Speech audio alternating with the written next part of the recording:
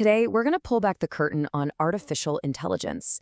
And what you're going to find is that the AI you see on your phone, it's just the tip of a colossal industrial iceberg. Turns out, we've been looking at AI all wrong. So let's just dive right in with this quote from our source material. The argument it's making is actually pretty simple. If all we do is pay attention to the chatbots and the cool image generators, we are making a massive strategic mistake. Think about it. It's like staring at the penthouse of a skyscraper while completely ignoring the foundation, the steel, and the power plant that keeps the lights on. This right here, this captures the fundamental mental shift we all need to make. We have to stop seeing AI as just lines of code, as some intangible software, and start understanding it for what it truly is, a new, physical, industrial base. I'm talking as real and as complex as the automotive or aerospace industries. Okay, so what does this new industry actually look like? Well, the best way to get your head around it is to picture a 5-layer stack. Seriously, think of it like a cake. Each layer is completely dependent on the one right beneath it. I mean, you can't have the icing without the sponge, right? So we're going to build this stack from the ground up, starting with the most fundamental layer.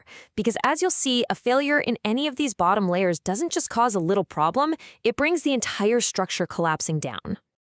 Everything, and I mean everything, starts with raw energy. Training these massive AI models is one of the most power-intensive things humanity has ever done.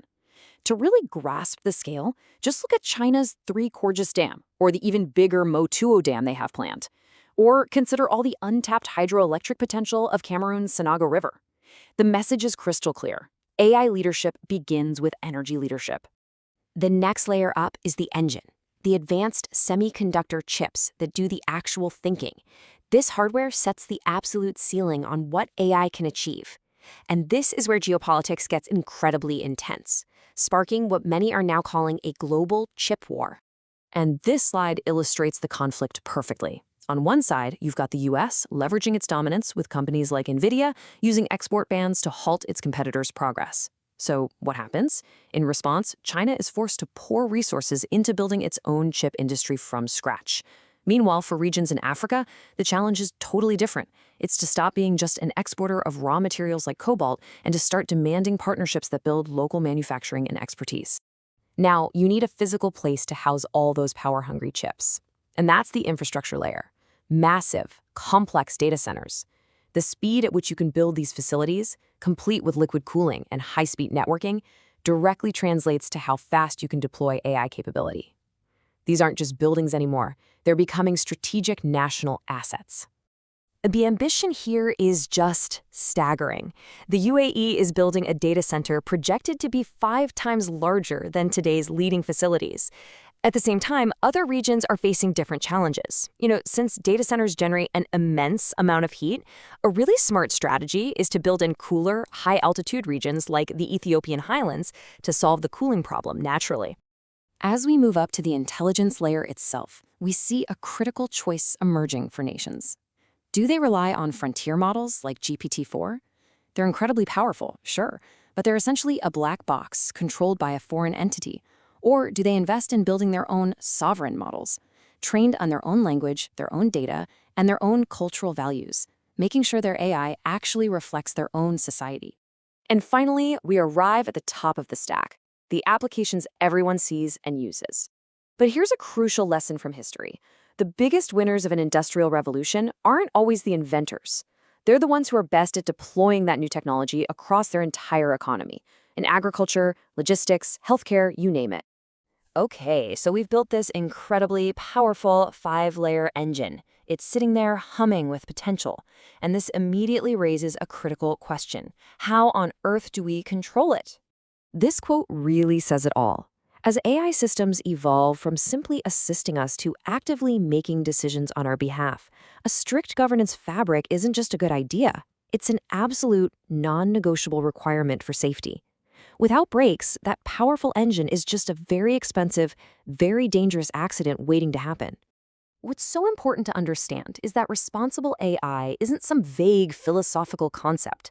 It's a set of hard engineering principles that have to be built into these systems from day one.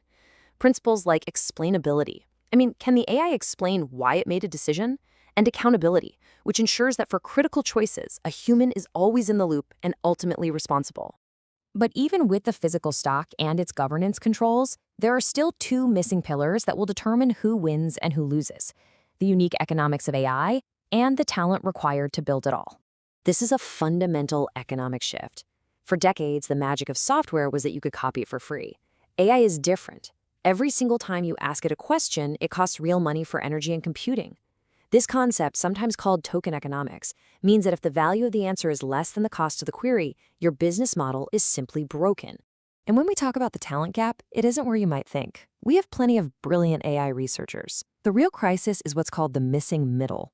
We are desperate for two roles: the AI engineers who can build these models into useful products, and the AI translators, the doctors, lawyers, and factory managers who can redesign their entire industries around this new technology. All of this, the stack, the governance, the economics, the talent, brings us to the final, unavoidable conclusion for every nation and every leader watching this revolution unfold. The ultimate takeaway is clear. The era of experimentation is over. The era of AI industrialization has begun. Winning isn't about having the flashiest chatbot, it's about building the most robust, reliable, and sovereign industrial stack. And so, this leaves every country with one fundamental choice. It is the defining geopolitical and economic question of our time.